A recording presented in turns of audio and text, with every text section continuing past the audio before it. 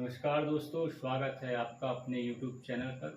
आज हम आपसे उत्तराखंड से संबंधित कुछ महत्वपूर्ण प्रश्नों की चर्चा करेंगे जो आपकी आने वाली सभी परीक्षाओं के लिए बहुत ही महत्वपूर्ण है। तो आइए शुरू करते हैं। पहला प्रश्न है, उत्तराखंड पर शासन करने वाली प्रथम राजनीतिक शक्ति कौन थी? उत्तराखंड पर शासन करने वाली प्रथम राजनीतिक शक्ति कौन थी? तो प्रथम राजनीतिक जो शक्ति थी वे थे कुणिन शासक। कुणिन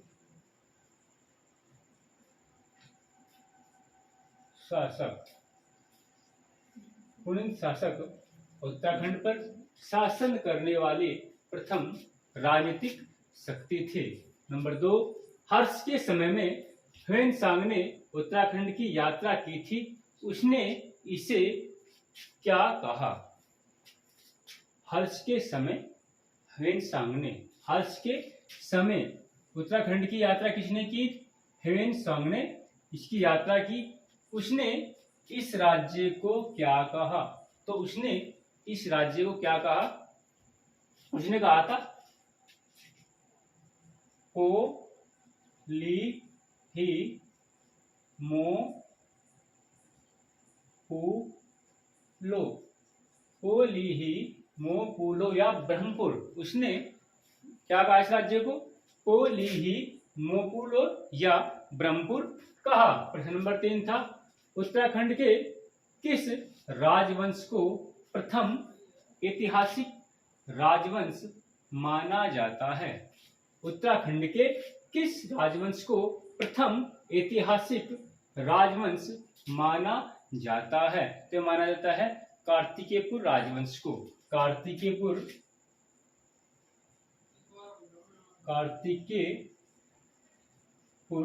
राजवंश को, किस राजवंश को? कार्तिकेयपुर राजवंश को उत्तराखंड के राजवंश को प्रथम ऐतिहासिक राजवंश माना जाता है। तो किस राजवंश को? कार्तिकेयपुर राजवंश को। उसके बाद प्रश्न नंबर 4, आदिगुरु शंकराचार्य ने अपने शरीर का त्याग कहाँ किया था? आदिगुरु शंकराचार्य ने अपने शरीर का त्याग कहाँ किया था? ये किया था केदारनाथ में। कहाँ किया था? केदारनाथ में। कब किया था? 820 ईस्वी में। 820 ईस्वी में आदिगुरु शंकराचार्य ने 820 ईस्वी में अपने शरीर का त्याग केदारनाथ में किया था। कहाँ किया था? केदारनाथ में किया था। आदि गुरु शंकराचार्य जी ने अपने शरीर का त्याग केदारनाथ में किया था। कब किया था? 820 ईस्वी में। उसके बाद नेक्स्ट प्रश्न, चंद वंश का सबसे शक्तिशाली राजा कौन था? चंद वंश का सबसे शक्तिशाली राजा कौन था? तो ये था गरुड़ ज्ञानचंद। गरुड़ ज्ञानचंद। चंद वंश का सबसे शक्तिशाली राजा गरुड़ ज्ञानचंद था। चंद वंश का सबसे शक्तिशाली राजा गरुड़ ज्ञानचंद था। इसने गरुड़ की उपाधि ग्रहण की थी। इसने गरुड़ की उपाधि ग्रहण की थी। उसके बाद प्रश्न नंबर नेक्स्ट, सर्वप्रथम किस परमार शासक ने अपने नाम के आगे शाह की उपाधि धारण की? सर्वप्रथम किस परमार शासक ने अपने नाम से आगे शाह की उपाधि धारण की? तो ये की थी बलभद्र शाह ने। बलभद्र शाह ने सबसे पहले अपने नाम के आगे शाह की उपाधि धारण की। नाम के आगे शाह की उपाधि धारण की। किसने? बलभद्र शाह ने। सबसे पहले किस परमार शासक ने अपने नाम से आगे शाह की उपाधि धारण की? तो बलभद्र शाह ने सबसे पहले अपने नाम से आगे शाह की उपाधि धारण की। और अगर प्रश्न आ जाए कि शाह की उपाधि दी किसने थी, किसके द्वारा दी गई थी? तो लोधियों के द्वारा ये दी गई थी। अगला प्रश्न है, राजा सुदर्शन साहा की वह रचना जो कई खंडों में है कौन सी है? राजा सुदर्शन साहा की वह रचना जो कई खंडों में है वह कौन सी है? तो यह है सभासार। सभासार किसकी रचना है? सुदर्शन साहा की। इसको सूरत कवि भी कहा जाता है। सुदर्शन साहा को सूरत कवि भी कहा जाता है। और इनकी रचना जो कई खंडों में है उसका नाम है सभासार। यह प्रश्न आता है सभासार के लेखक कौन है, रचनाकार कौन है? तो सुदर्शन साहा। उसके बाद अगला प्रश्न है महारानी कर्णावती को किस नाम से जाना जाता है? महारानी कर्णावती को किस नाम से जाना जाता है? तो महारानी कर्णावती को नाककटी रानी के नाम से, किस नाम से? नाककटी रानी के नाम से जाना जाता है। रानी कर्णावती को नाककटी रानी के नाम से जाना जाता है। प्रश्न है नाककटी रानी के नाम से किसे जाना जाता है? तो रानी कर्णावती को नाककटी रानी के नाम से जाना जाता है। इसने शाहजहां के जो सैनिक थे उन्हें पकड़कर उनके नाक कटवा दिए थे, इसलिए इसे नाककटी रानी के नाम से जाना जाता है। तो महारानी कर्णावती को नाककटी रानी के नाम से जाना जाता है। इसके बाद प्रश्न नंबर 9 कुमाऊं और गढ़वाल पर गोरखों का अत्याचारपूर्ण शासन कब तक रहा? कुमाऊं और गढ़वाल पर गोरखों का अत्याचारपूर्ण शासन कब तक रहा या कितने दिन रहा? तो कुमाऊं में रहा था 25 वर्ष और गढ़वाल में रहा था 10.5 वर्ष। कुमाऊं और गढ़वाल पर गोरखों का अत्याचारपूर्ण शासन कब तक रहा?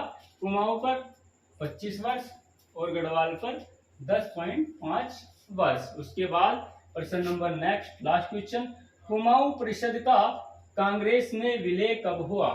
कुमाऊं परिषद का कांग्रेस में विलय कब हुआ? तो यह था 1926 में। 1926 में कुमाऊं परिषद का कांग्रेस में विलय हो गया।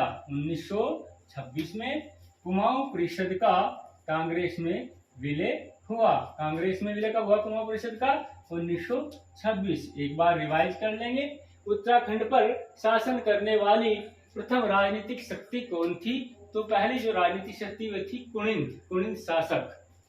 उसके बाद प्रश्न नंबर 2 हर्ष के समय ह्वेनसांग ने उत्तराखंड की यात्रा की थी, उसने इस राज्य को क्या कहा? तो उसने कहा था कोलीही मोपुलो या ब्रह्मपुर।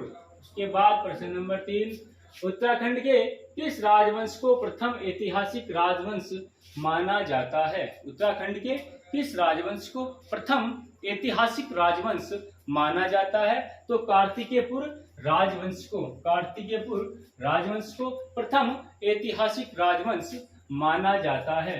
प्रश्न नंबर 4 आदि गुरु शंकराचार्य ने 820 ईस्वी में अपने शरीर का त्याग कहाँ किया था? आदि गुरु शंकराचार्य ने 820 ईस्वी में अपने शरीर का त्याग केदारनाथ में किया था। कहाँ किया था? केदारनाथ में किया था। प्रश्न नंबर 5 चंद वंश का सबसे शक्तिशाली शासक कौन था? चंद वंश का सबसे शक्तिशाली शासक कौन था? गरुड़ ज्ञानचंद। इसने गरुड़ नाम की उपाधि धारण की थी। प्रश्न नंबर 6 सर्वप्रथम किस परमार शासक ने अपने नाम से आगे शाह की उपाधि धारण की? सर्वप्रथम किस परमार शासक ने अपने नाम से आगे शाह की उपाधि धारण की? तो धारण की थी बलभद्र शाह ने। बलभद्र शाह ने अपने नाम से आगे शाह की उपाधि धारण की। उसके बाद प्रश्न नंबर नेक्स्ट राजा सुदर्शन शाह की वह रचना जो कई खंडों में विभाजित है कौन सी है? राजा सुदर्शन शाह या सूरत कवि भी कह सकते हैं कि वह कौन सी रचना है जो कई खंडों में है? तो उसका नाम है सभासार। सभासार के रचनाकार सुदर्शन शाह। उसके बाद प्रश्न नंबर नेक्स्ट महारानी कर्णावती को किस नाम से जाना जाता है? महारानी कर्णावती को किस नाम से जाना जाता है? तो महारानी कर्णावती को नागकटी रानी के नाम से जाना जाता है। इसने मुगल बादशाह शाहजहां के सैनिकों को पकड़कर उनके नाक कटवा दिए थे, इस कारण इसको नागकटी रानी के नाम से कहा जाता है। इसके बाद नंबर नेक्स्ट, कुमाऊं और गढ़वाल पर गोरखों का अत्याचारपूर्ण शासन कब तक रहा? कुमाऊं और गढ़वाल पर गोरखों का अत्याचारपूर्ण शासन कब तक रहा या कितने दिन रहा? तो कुमाऊं में रहा था 25 वर्ष और गढ़वाल में 10.5 वर्ष। उसके बाद लास्ट क्वेश्चन, कुमाऊं परिषद का कांग्रेस में विलय कब हुआ? तो कुमाऊं परिषद का कांग्रेस में विलय 1926 में हुआ। दोस्तों, आपको वीडियो कैसी लगी? अगर आपको वीडियो पसंद आए तो लाइक कीजिए और चैनल को सब्सक्राइब कीजिए।